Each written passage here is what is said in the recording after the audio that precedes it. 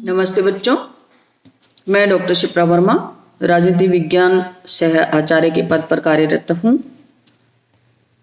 राजकीय महाविद्यालय दूदू। आज हम बात करेंगे राजनीति विज्ञान के आधुनिक दृष्टिकोण की। राजनीति विज्ञान का आधुनिक दृष्टिकोण क्या है, उसकी परिभाषा, उसकी प्रकृति और उसका क्षेत्र क्या है। हमने पूर्व में बात की थी राजनीति विज्ञान का अर्थ, परिभाषा, क्षेत्र, राजनीति विज्ञान कला है या विज्ञान है। फिर हमने बात की थी राजनीतिक विज्ञान की पद्धतियां क्या हैं। फिर हमने बात की थी कि विज्ञान के रूप में राजनीति शास्त्र किस तरह से काम करता है। ये सारी चीजें हमने अपने पूर्व के व्याख्यान में डिस्कस कर ली थी। आज हम बात करेंगे राजनीति विज्ञान के आधुनिक दृष्टिकोण के बारे में।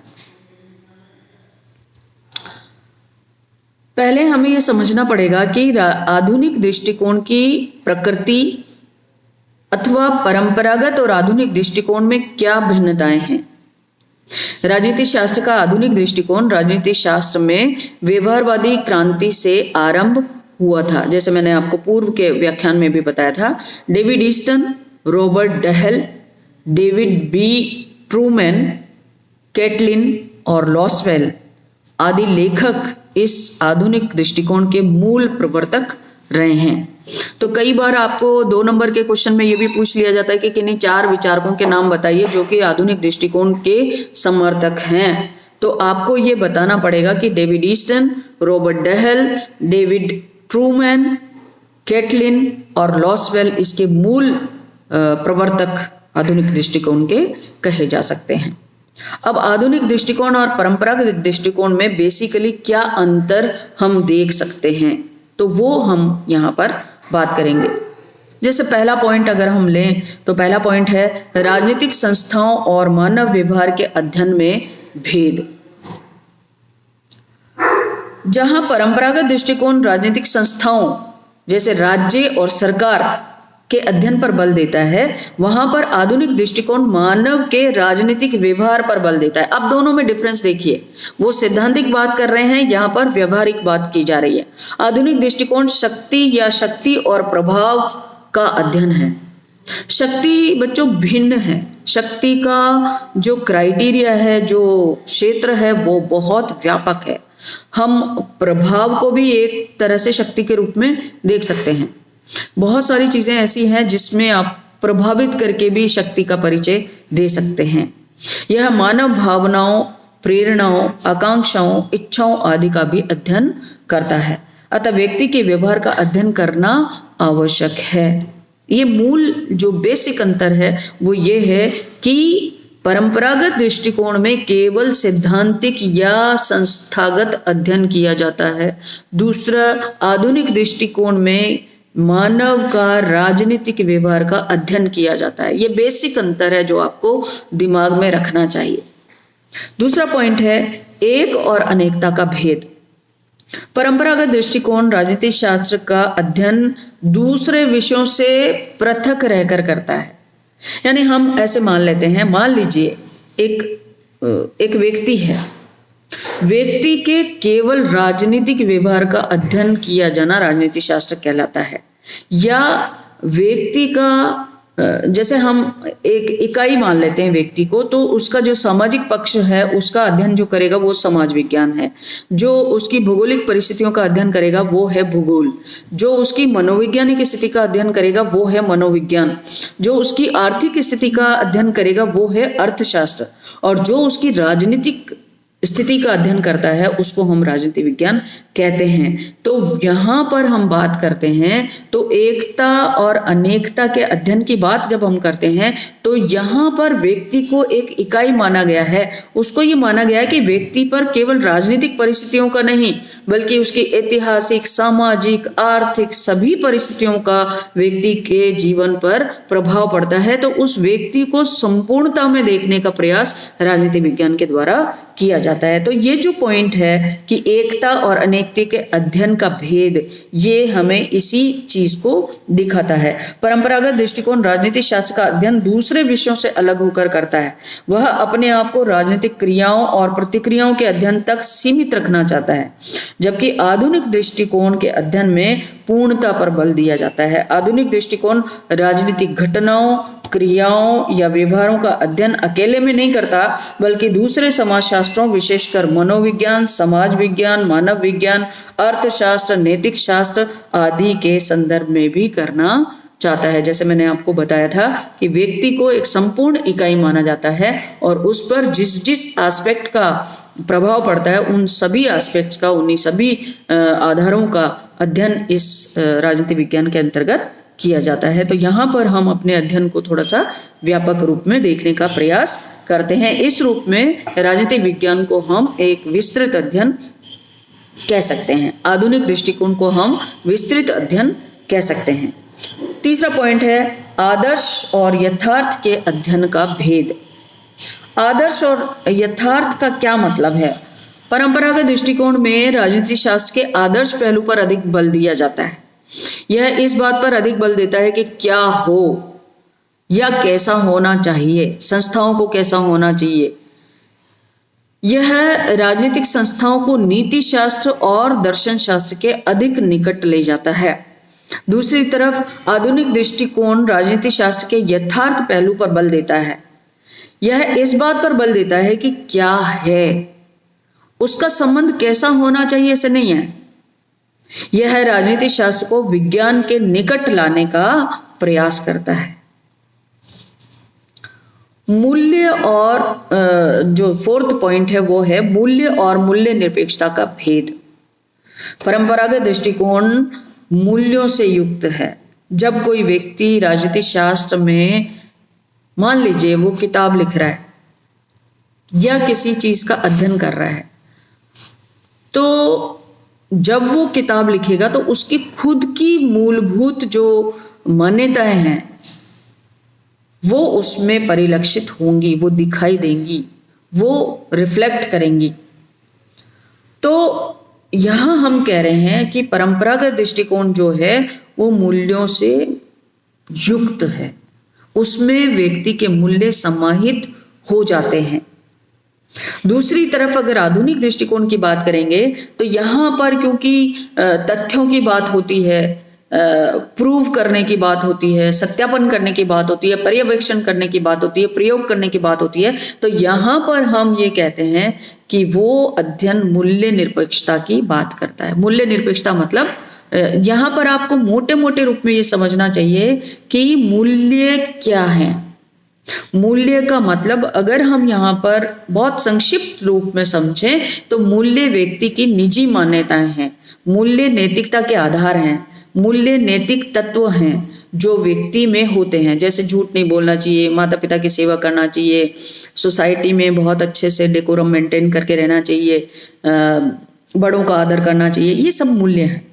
तो जब हम राजनीति में इसकी बात करते हैं तो परंपरागत दृष्टिकोण उन आदर्श जो तत्व हैं उनको अपने अध्ययन में शामिल रखता है, जबकि हम अगर आधुनिक दृष्टिकोण की बात करते हैं तो वो कहता है कि इन सबको आप अलग कर दो, आप तथ्यों की बात करो। तो तथ्य जब इकट्ठे करके अध्ययन किया जाता है तो उसको हम आधुनिक दृष्टिकोण का नाम देते हैं।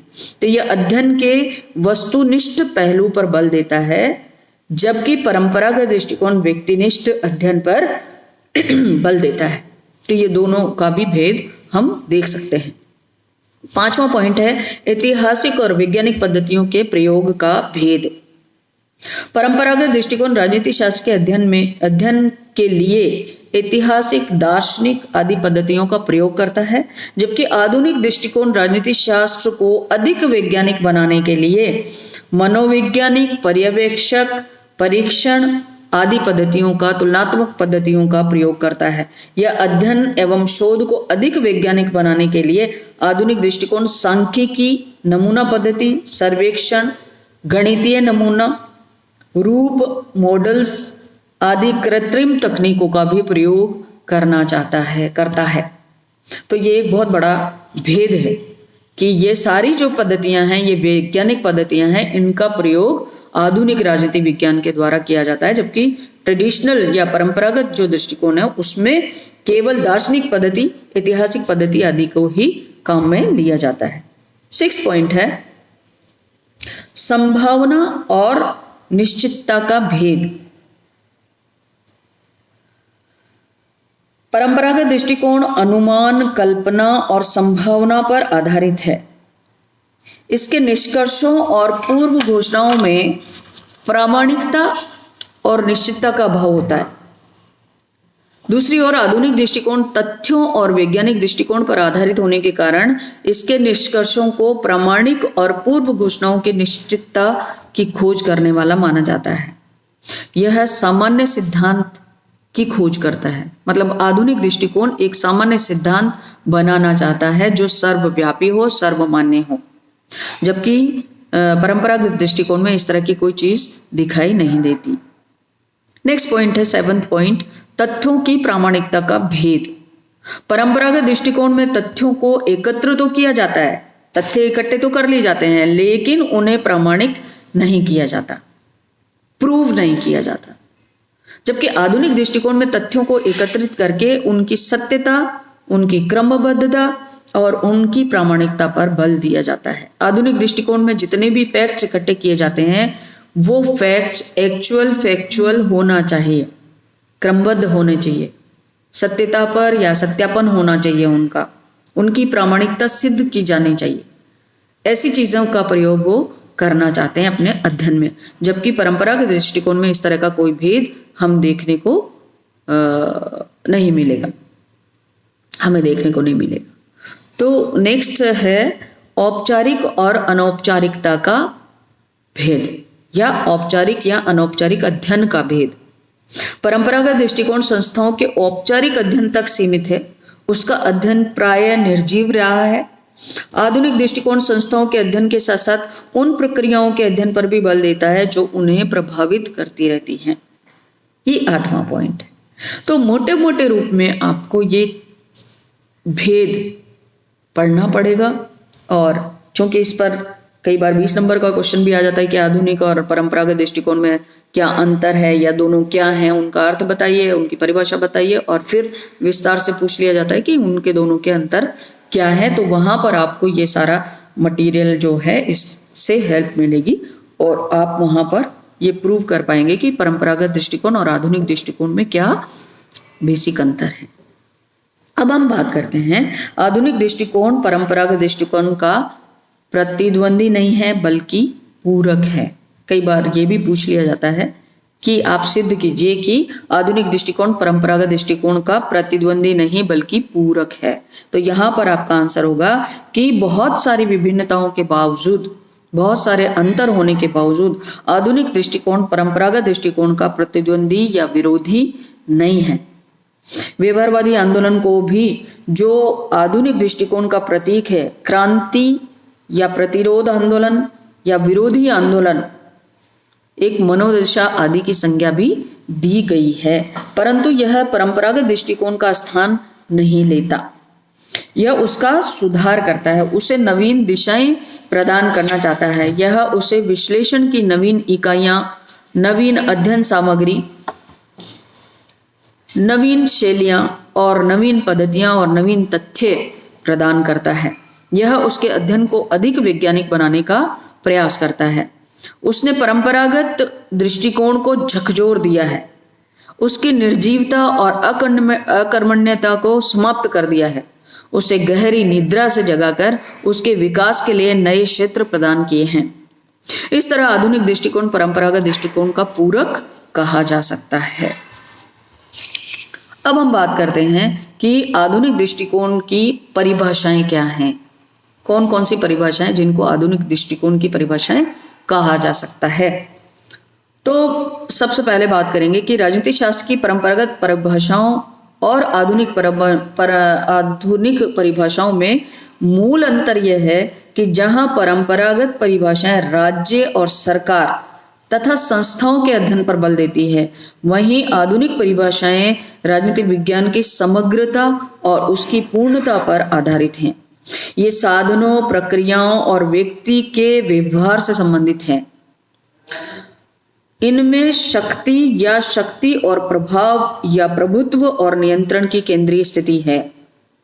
लॉर्ड ब्राइस की 1924 में प्रकाशित पुस्तक मॉडर्न डेमोक्रेसीज में राजनीति शास्त्र के अध्ययन की समस्त धारा ही बदल दी थी।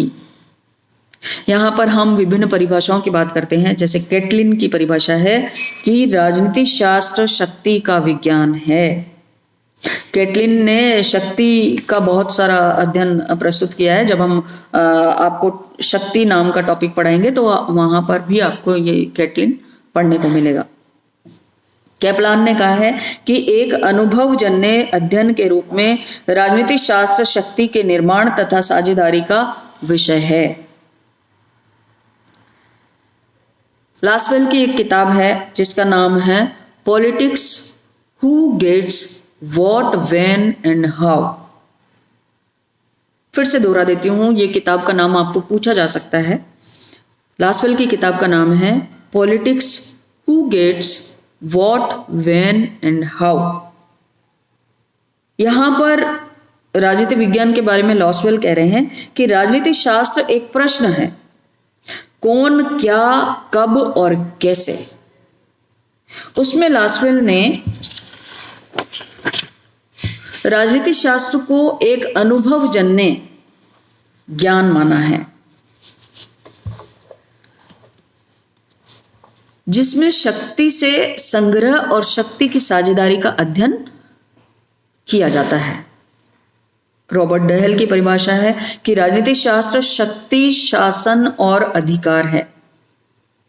इसी तरह पिनोक और स्मिथ ने कहा है कि राजनीति किसी भी समाज में उन सभी शक्तियों, संस्थाओं और संगठनात्मक ढांचों से संबंधित है जिन्हें उस समाज में व्यवस्था की स्थापना एवं पोषण हेतु तथा उनके मतभेदों को दूर करने हेतु कुल मिलाकर सबसे अधिक अतिशक्ति माना जाता है। ये सारी परिभाषाएं बच्चों व्यवहार पर निर्भर है, व्यावहारिक ज्ञान पर निर्भर है। व्यक्ति के व्यवहारिक ज्ञान व्यक्ति के राजनीतिक व्यवहार पर आधारित है। तो आधुनिक दृष्टिकोण की परिभाषाएं परंपरागत दृष्टिकोण की परिभाषाओं से पूर्णतः भिन्न कही जा सकती हैं। आधुनिक राजनीति विज्ञान का क्षेत्र क्या है? इसका क्षेत्र बहुत व्यापक माना गया है। आधुनिक दृष्टिकोण में राजनीति शास्त्र के क्षेत्र में बहुत अधिक विस्तार कर दिया है। जैसे पहला पॉइंट कि यह संस्थाओं के औपचारिक अध्ययन के स्थान पर राजनीतिक क्रियाकलापों का अध्ययन करता है। यह व्यक्ति के राजनीतिक व्यवहार पर, व्यक्ति के राजनीतिक व्यवहार के अध्ययन पर बेसिकली बहुत बल देता है।